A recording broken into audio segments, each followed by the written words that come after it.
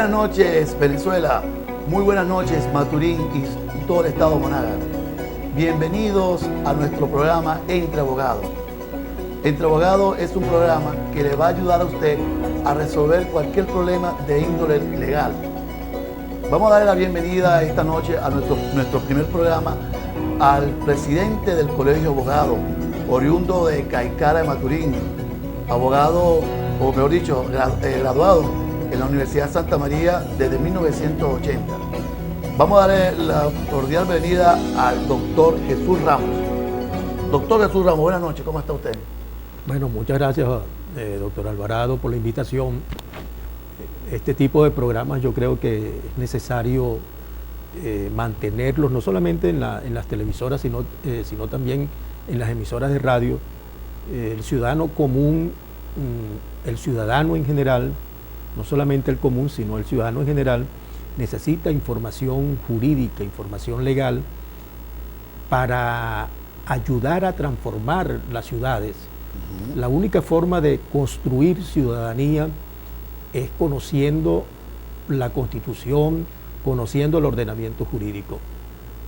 Por supuesto, no podemos ir a ninguna parte si no sabemos cómo ir. Y hablando de eso, doctor, hablando de la Constitución, hay una pregunta que está siempre en boca de las personas. ¿Qué es el Estado? El Estado tiene un sinnúmero de definiciones. Yo me recuerdo así cuando estudiaba segundo año de Derecho,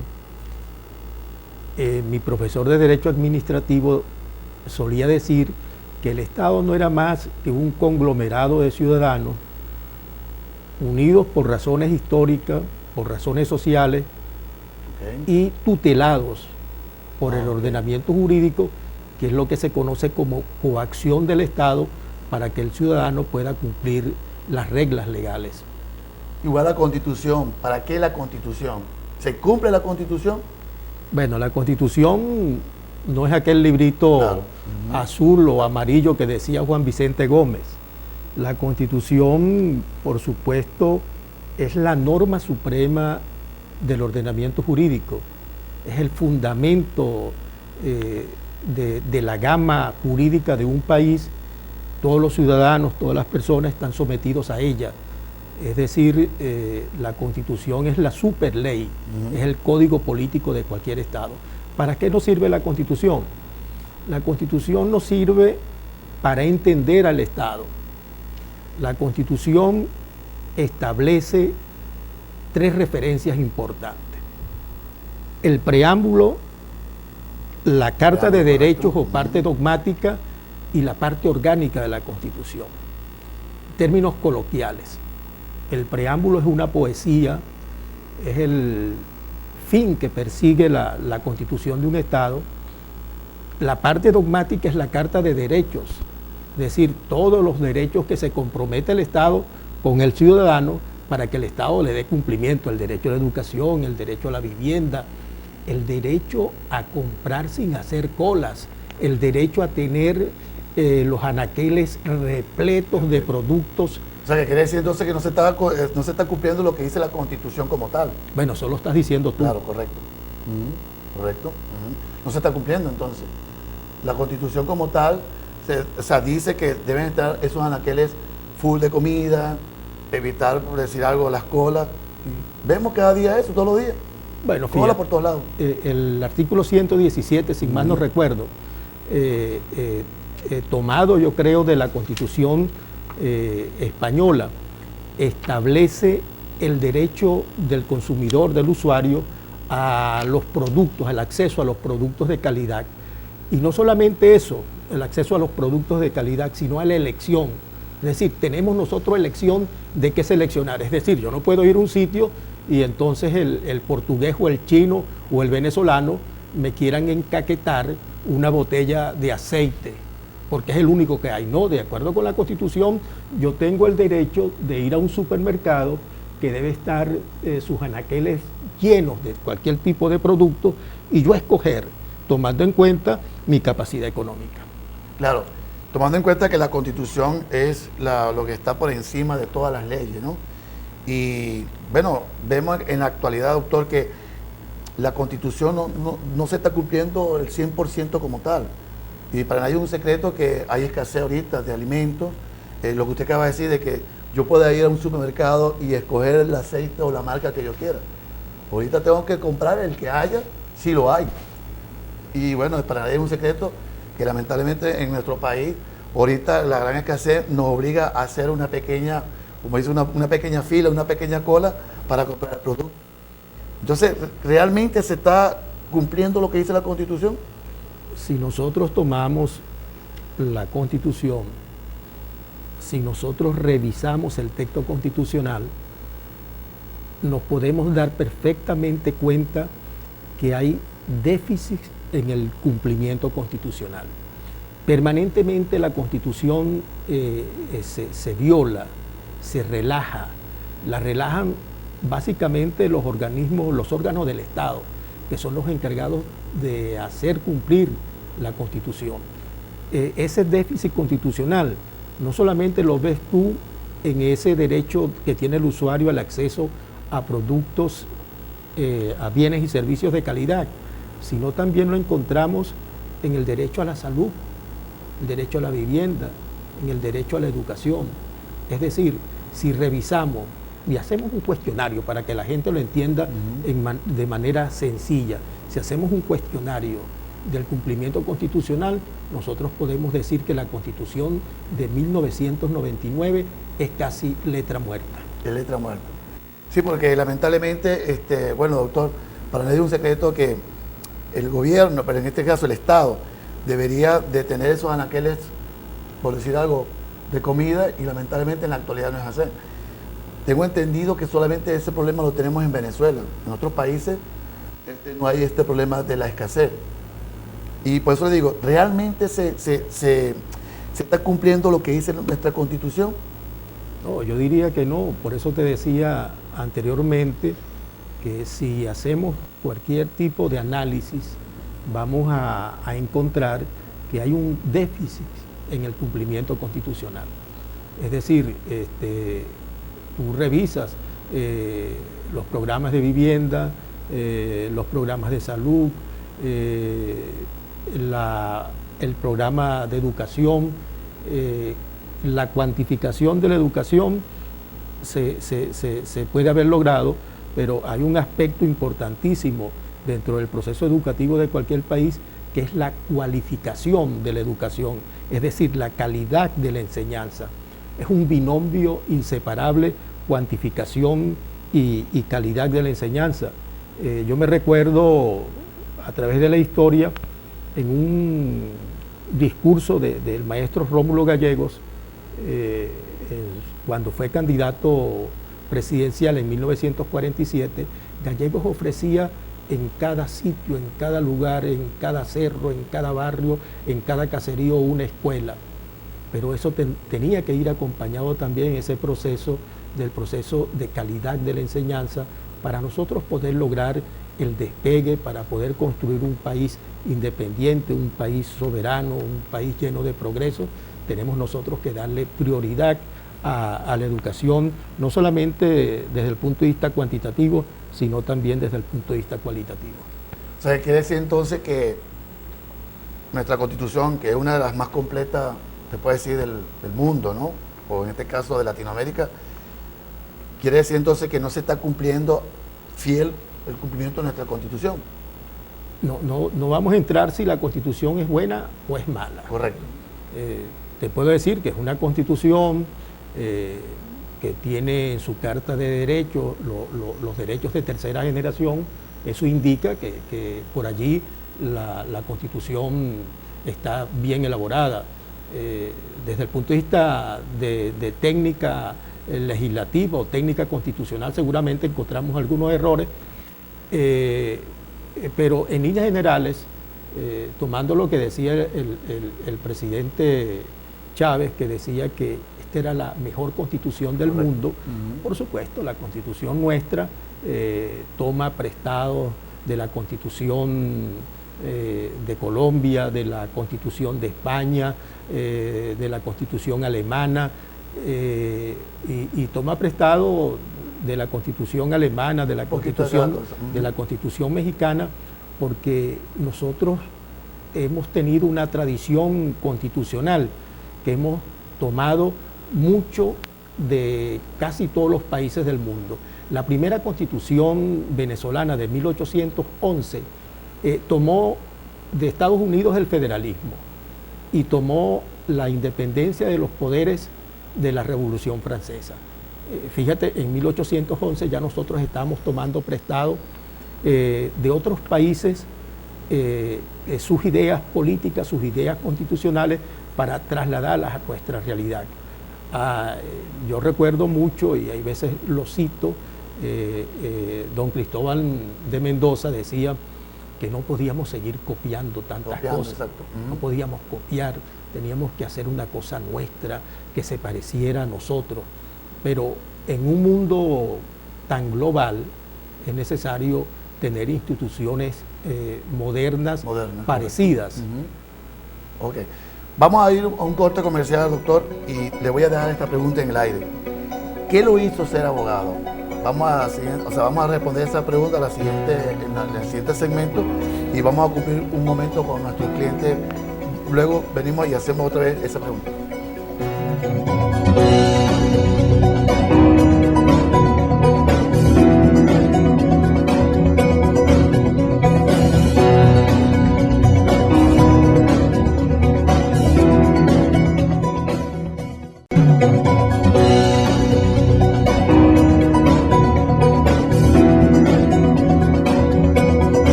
Estamos de vuelta en el programa Entre Abogados. Doctor Jesús, quedó en el aire una pregunta que quisiera que usted se la respondiera a la persona que nos está viendo en este momento. ¿Qué lo hizo usted hacerse abogado? Una pregunta bien difícil. Yo escogí vocacionalmente, mi vida se transitaba entre la medicina, parece mentira lo que voy a decir, el sacerdocio y la abogacía. Me hice en el liceo activista político, y ya en mi segunda juventud, para poner un término, dije que la carrera que más se complementaba con la política, con el ejercicio de la actividad política, era la abogacía. Y estudiaba la abogacía y le ponía más atención al derecho constitucional, al derecho administrativo, al derecho público en general, porque entendía que me estaba formando, estaba haciendo más sólida mi formación como político.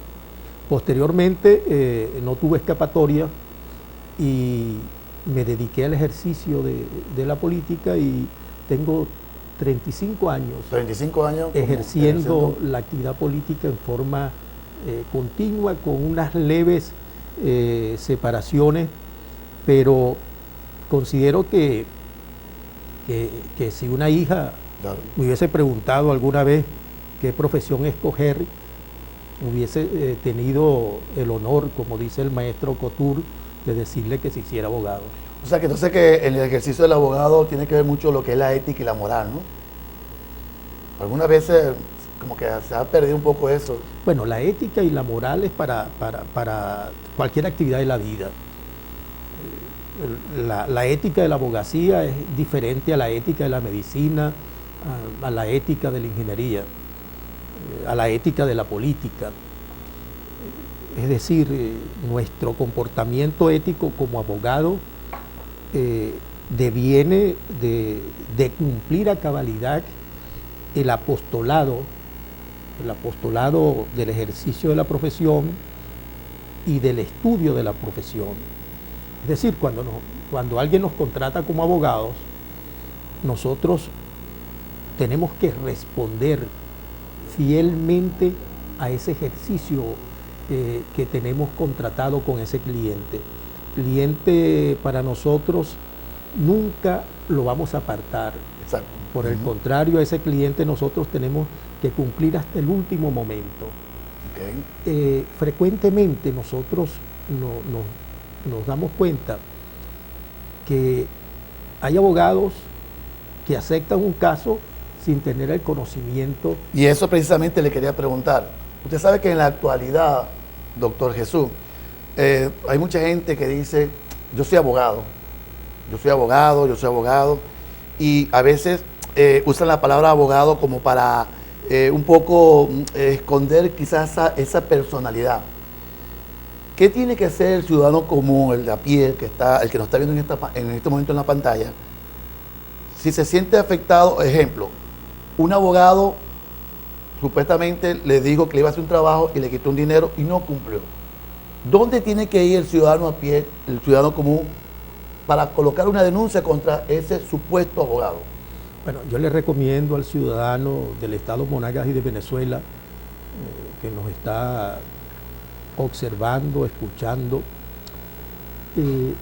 que para seleccionar el abogado tiene que hacer el mismo recorrido, el mismo esfuerzo intelectual para la escogencia del médico. Cuando nosotros, los varones, vamos a escoger el urólogo, hacemos 20.000 consultas. ¿Cuál es el urólogo? ¿Cuál es el mejor? Claro. ¿Cuál es el mejor urólogo?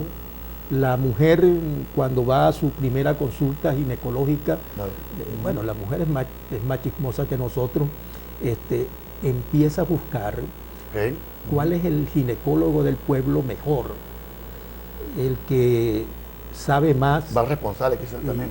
Es responsable. Inclusive el que es más humano. Cuando vamos a seleccionar el abogado, deberíamos hacer lo mismo. ¿Cuál es el abogado más humano? ¿Cuál es el abogado que tiene más conocimiento? Más ética también. ¿Dónde encontramos el abogado? Porque hay un problema grave de localización del abogado. Y abogados, de acuerdo con algunas denuncias que me han hecho, que las personas llegan, mire doctor, un abogado me quitó, así en términos coloquiales, me quitó unos reales, porque me dijo que iba a sacar a mi hijo en 3 días y no lo sacó. Yo le he preguntado, ¿y cómo se llama el abogado? Caramba, doctor, el abogado es un abogado que anda con una corbata siempre. ¿Y dónde tiene la oficina del abogado? Caramba, no, yo lo conseguí en la calle y contraté el abogado. O sea que si hay, entonces hay una oficina que se puede denunciar. Sí, en el Colegio de Abogados tomamos las notas y las remitimos al Tribunal Disciplinario, que es un organismo independiente del Colegio de Abogados que se encarga del aspecto ético y moral. En este caso sería en la oficina de Maturín, ¿cierto? En la oficina de Maturín. Eso queda, creo que en la avenida Juncal, en el edificio, en los tribunales específicamente, ¿no? Ahí queda en el edificio donde funcionan los tribunales civiles y mercantiles, en el tercer piso.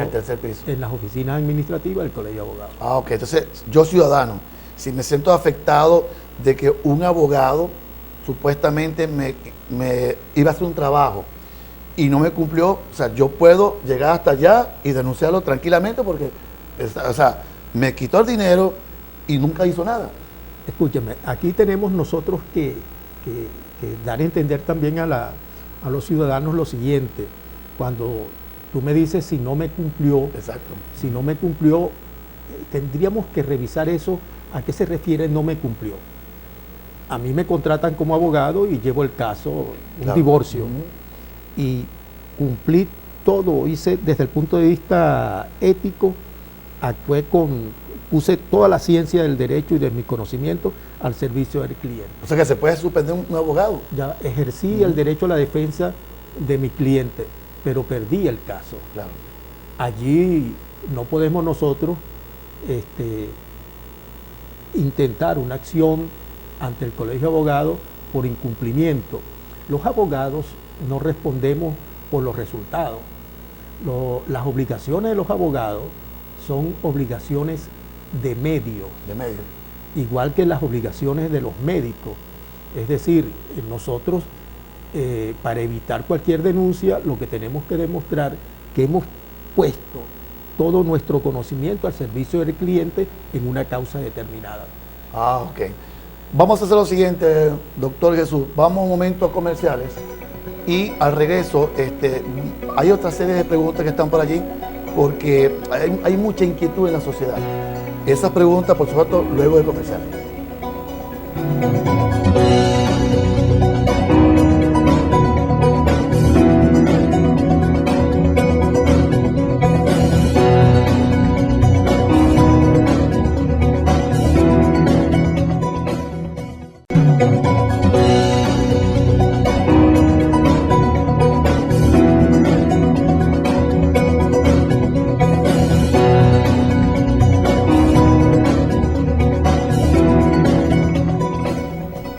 Seguimos en el programa Entre Abogados. Gracias por estar allí. Doctor Jesús Ramos, hay una pregunta que está ahorita en el tapete. Es un supuesto caso, hay un caso donde en el registro civil estaba una persona que decía ser abogado, pero en la actualidad no era abogado, es estudiante de abogado. Creo que está en el 4º o el 5º año de Derecho. La gran pregunta es, ¿qué pasará, por lo menos, las personas que firmó acta de matrimonio, partida de nacimiento o acta de defunción? ¿Son válidas esas actas? Esa persona, ¿qué va a pasar con esa persona que decía ser abogado y no lo es? Bueno, la ley de registro civil no exige para ese cargo la condición o la profesión de abogado. La ley habla de cualquier profesión universitaria. Inclusive dice que si la persona tiene 2 años de actividad o trabajando en el registro civil, puede calificar a ese cargo. La ley habla de la nulidad de las actas por incompetencia del funcionario. La ley de registro civil sigue la técnica utilizada en la ley de procedimientos administrativos conocida como LOPA, de declarar la nulidad por incompetencia del funcionario o cuando no se han cumplido los trámites necesarios para la realización de un acto administrativo. O sea, lo que quiere decir entonces, disculpe que lo interrumpa, doctor, esas actas que fueron firmadas por ese funcionario, ¿son nulas entonces o tienen alguna validez? El funcionario, en este caso, a lo que tú te refieres, la ciudadana que ejercía las funciones de registro civil, en el supuesto de que no sea abogado, eso no le quita ningún tipo de valor a las actas que ella haya suscrito, porque ella era funcionario competente, había sido designado para ese cargo. Fíjate que el artículo 137 de la Constitución establece el principio de legalidad de los órganos del poder público. Le atribuye a cada órgano del poder público una serie de actividades, de atribuciones. En el caso, el alcalde de Maturín... Eso le iba a preguntar, ¿qué compromiso tiene el alcalde? El alcalde de Maturín designa una funcionaria como registrador civil. En este caso, ella tiene la competencia. Ahora, que no reúna los requisitos para el cargo, sería otra cosa. Allí habría algún componente de tipo moral, de tipo ético, no solamente para la persona que presentó un currículum haciéndose pasar como abogado, como economista, como cualquier profesional universitario, pero en este caso la gente debe estar tranquila que su acta de matrimonio vale, porque algunas personas me preguntaron, bueno, entonces yo no estoy casada. No, usted está legal y legítimamente casada. El funcionario era competente para suscribir ese acta. O sea, igual que los que están reconocidos, igualito. O sea, todo. El que se murió legalmente, claro. Tiene su acta de función bien, no hay problema. Te estoy diciendo, el artículo 137 de la Constitución establece el principio de legalidad de los órganos del poder público.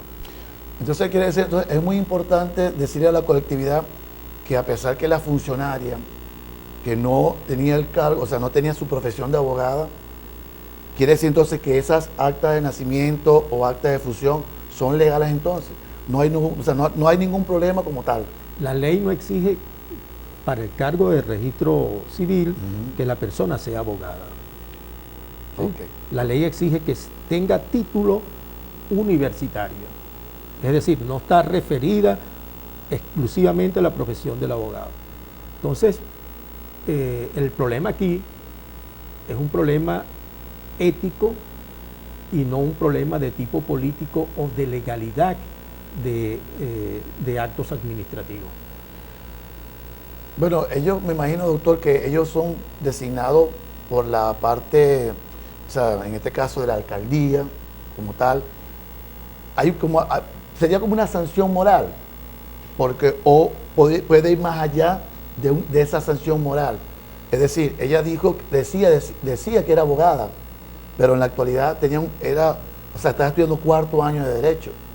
Entonces, quiere decir entonces que ella engañó tanto vamos a decir en este caso, a los directores de la alcaldía, como también está engañando a la colectividad. Hay veces que razones de excesiva confianza, funcionarios que les corresponde hacer designaciones, cometen algunos errores. La dirección de la magistratura, para ponerte un ejemplo, solicita a cualquier persona o solicitaba a cualquier persona que quería ser juez la solvencia del colegio de abogados. La solvencia del colegio de abogados no solamente desde el punto de vista patrimonial, sino la solvencia quiere decir que esa persona esté inscrita en el colegio de abogados donde esta persona piensa ejercer la difícil actividad de la magistratura. Si tú vas a contratar un abogado, deberías saber que ese señor es abogado. Es abogado, correcto. Aquí tuvimos un caso de una persona que se hacía pasar por abogado. Correcto. Y verdad que le hicimos un seguimiento, fue sancionado por el Ministerio Público y en el presente, en la actualidad, el ejercicio de la profesión se puede ver afectado por ejercicio ilegal porque no hay controles. De todas formas, en los registros y notarías, el INPRE abogado remite anualmente los abogados que están inscritos en el INPRE. Y cuando tú llegas a un registro de notaría, puedes rebotar tu nombre porque no apareces como inscrito como abogado. Pero de todas maneras es el ciudadano para evitar un fraude, que debe seleccionar bien a la persona que está contratando para un servicio profesional relativo al área jurídica. Ok. Vamos un momento a un corte comercial y al siguiente espacio le voy a hacer una pregunta que vamos a ver si está así en el tapete, luego de los comerciales.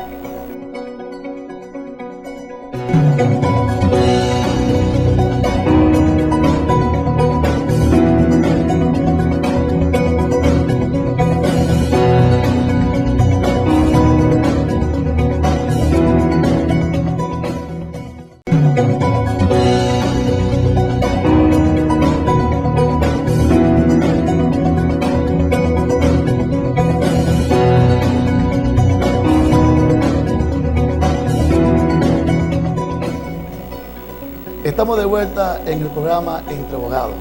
Gracias por su sintonía. Doctor, quedó una pregunta en el aire de lo que llamamos la actual registradora civil. Entonces, en resumen, para que la gente que nos está viendo, la colectividad de Maturín y de toda Venezuela sepa, entonces los documentos que fueron firmados por esta ciudadana son legales. Tienen todo su valor. Ella suscribió esos documentos producto de su designación como registradora civil. En consecuencia, la Constitución y la ley le dieron a ella la competencia para suscribir esos documentos, acta de matrimonio, de registro civil y de defunción.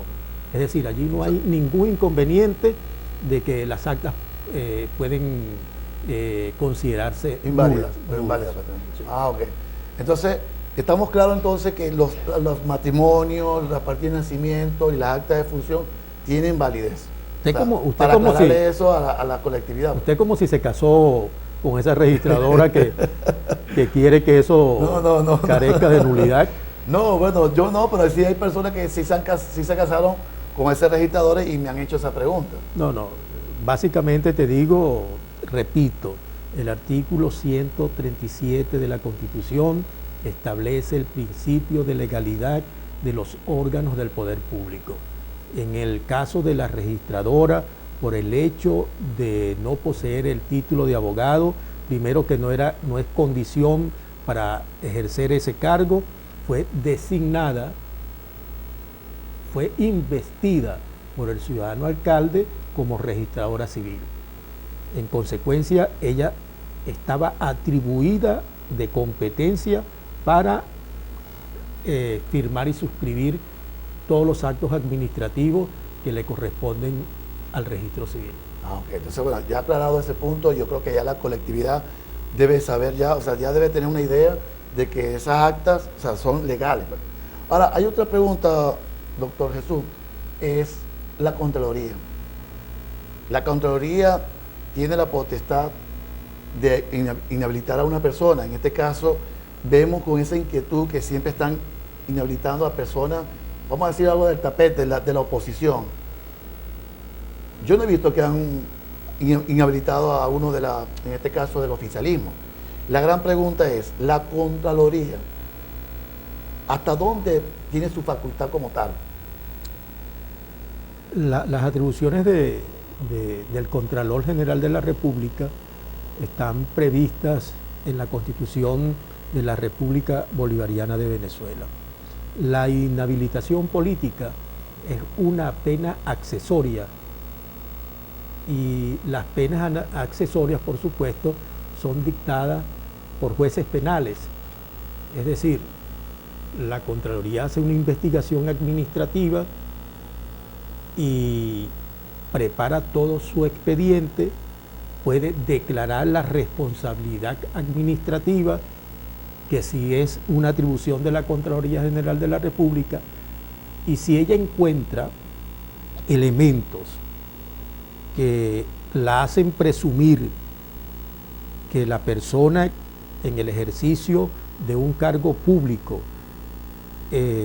está incurriendo en un ilícito, un delito penal, en un hecho penal, ella lo pasa, en este caso, a la Fiscalía, al Ministerio Público, para que el Ministerio Público inicie la investigación criminal, la investigación penal. El Ministerio Público realiza esa fase investigativa y después tiene dos situaciones el Ministerio Público. Declara que no hay lugar al enjuiciamiento o declara que sí hay lugar al enjuiciamiento y presenta la acusación penal ante un juez. Una vez que el juez dicte sentencia y la sentencia esté definitivamente firme, es decir, que contra esa sentencia no exista recurso alguno, es que si el juez se pronunció sobre la pena accesoria de la inhabilitación política, es que puede ser inhabilitado. Para mí, la inhabilitación que hace la Contraloría General de la República, más que abuso de derechos, más que la violación constitucional, es un simple hecho de los gobiernos totalitarios. Frenar a través del ejercicio y del abuso del derecho a la oposición. Ah, ok. Hay otra pregunta, doctor, que yo como abogado, igual que usted, vemos, o mejor dicho, vemos por qué el Colegio de Abogados, y usted como presidente del Colegio de Abogados de Estado Monagas, ¿por qué la infraestructura está un poco como deteriorada, un poco como abandonada? ¿Usted me puede explicar, o la colectividad, qué está pasando allí? Allí también nos inhabilitaron. También nos habilitaron. También nos inhabilitaron. Nosotros teníamos un proceso de recaudación, o tenemos un proceso de recaudación que dimana del Reglamento Nacional de Honorarios Mínimos. Lamentablemente en este gobierno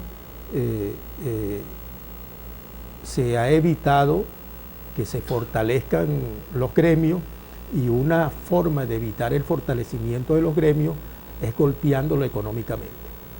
Empezó una campaña de que no se pagara el 10% al Colegio de Abogados de los honorarios que le corresponden a cada profesional del derecho. Eso ha traído como consecuencia que las instalaciones sufran su deterioro. O sea, por eso que en otros estados, entonces el Colegio de Abogados sí cobra a los abogados, como decir, el honorario mínimo, el porcentaje, y entonces quiere decir que aquí en Monagas no. Bueno, quedan, por ejemplo, el estado Zulia, que ha venido mermando su base presupuestaria, su base patrimonial, el estado Táchira, en Carabobo, pero fíjate lo siguiente, yo creo que si el abogado hiciera sus actividades profesionales a la luz del reglamento de honorarios mínimos, no hubiese un abogado por allí pobre. Correcto. Es decir, mira, yo voy a hacer una compañía anónima de aumento de capital de 5 millones de bolívares. El aumento de capital de 5 millones de bolívares, la base mínima que puede cobrar el abogado es 75.000 bolívares de honorarios profesionales. En teoría, pues. En teoría, pero imagínate tú, el abogado que haga 2 aumentos de capital en el mes de 5 millones de bolívares, está obteniendo ingresos para ese abogado de 150.000 bolívares. Ahora, nosotros observamos en el país cómo los profesionales universitarios, los maestros, los médicos, los trabajadores públicos, los obreros luchan por un contrato colectivo. Entonces, los abogados, en vez de buscar la forma de que se aplique el reglamento de honorarios mínimos, tratamos de que no se cumpla el reglamento de honorarios mínimos, que va en detrimento de nosotros.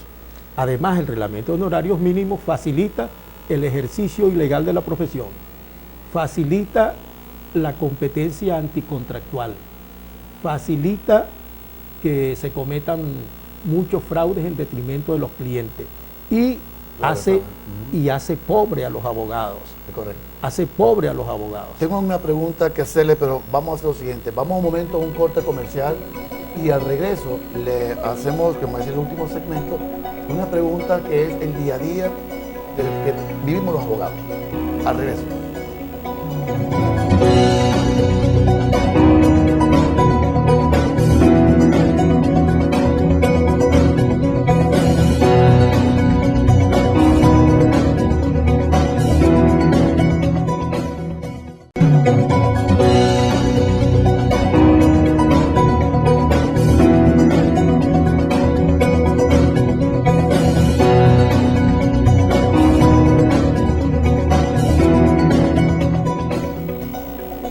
Gracias por estar allí. Está usted viendo el programa Entre Abogados. Estamos hablando en este momento, para los que nos están sintonizando tarde, con el doctor Jesús Ramos, presidente del Colegio de Abogados del Estado de Monagas. Doctor Jesús, una pregunta. ¿Cómo haría una persona para saber si está contratando verdaderamente a un abogado? O sea, si realmente es un abogado. Y con mucho respeto a la sociedad, para nadie es un secreto que ahorita hay muchos abogados que dicen ser abogados y no son abogados. La pregunta es, la profesión de abogado, o sea, ¿cómo la persona sabe si el abogado, algo así coloquial o el redondeando, es abogado? Bueno, la persona que tiene dudas cuando va a contratar un profesional de la abogacía tiene una vía muy expedita, muy rápida.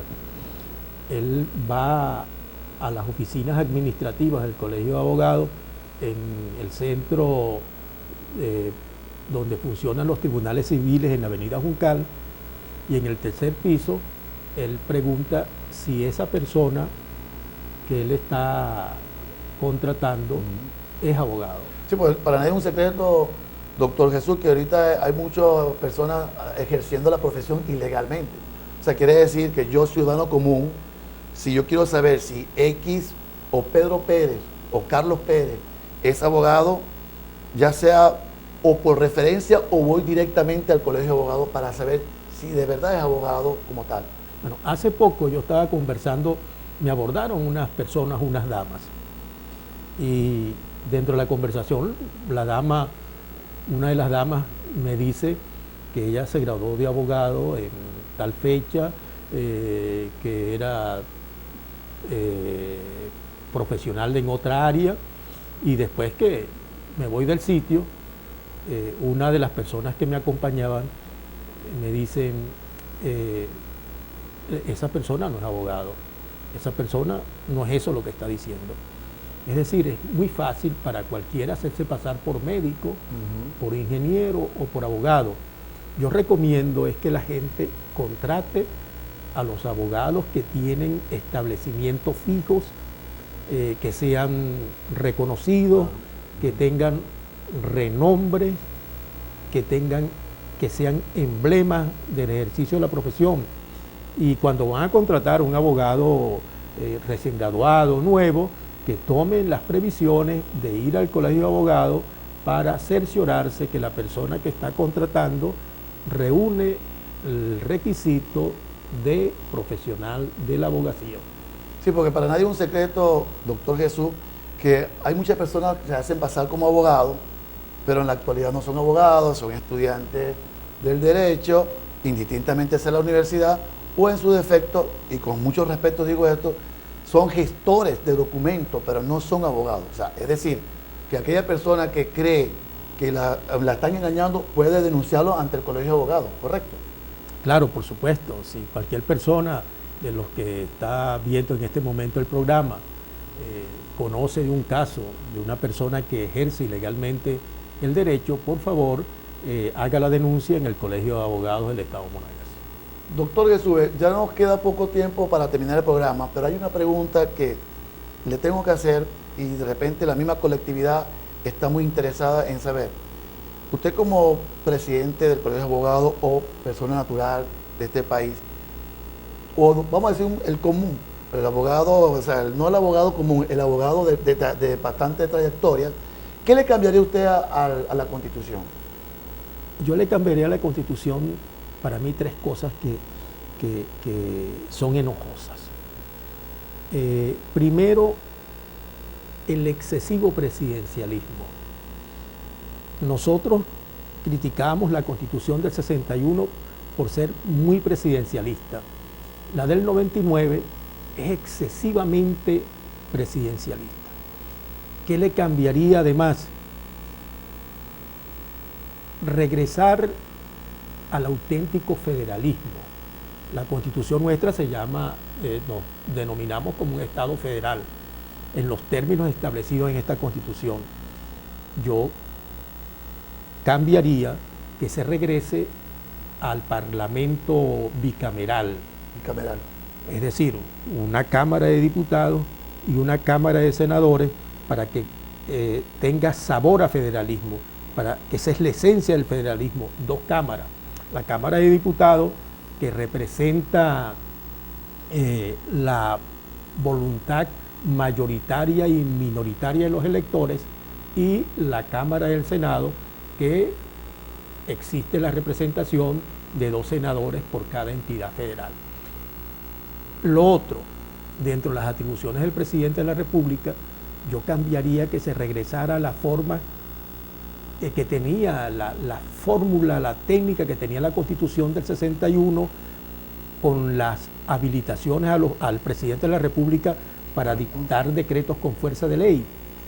en tal sentido que existiera en el país, que se reconociera la existencia en el país por parte de los diputados de una situación económica, financiera grave, extraordinaria.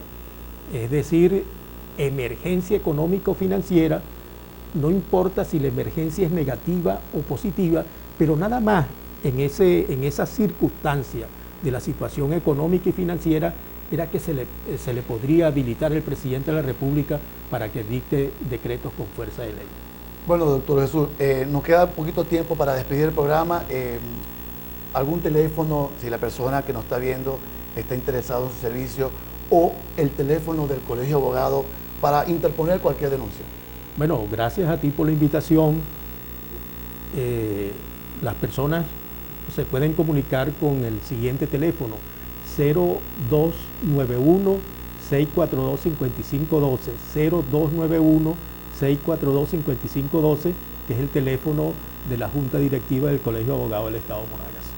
Bueno, doctor Jesús Ramos, muchísimas gracias por aceptar la invitación a esta pequeña entrevista y poder orientar a aquel ciudadano, el ciudadano a pie, del que el día a día se puede presentar algún problema, como en el caso de un abogado, etc. Muchísimas gracias y bueno, y será hasta otra oportunidad. Gracias. De ustedes, feliz día y bueno, mucho éxito. Saludos.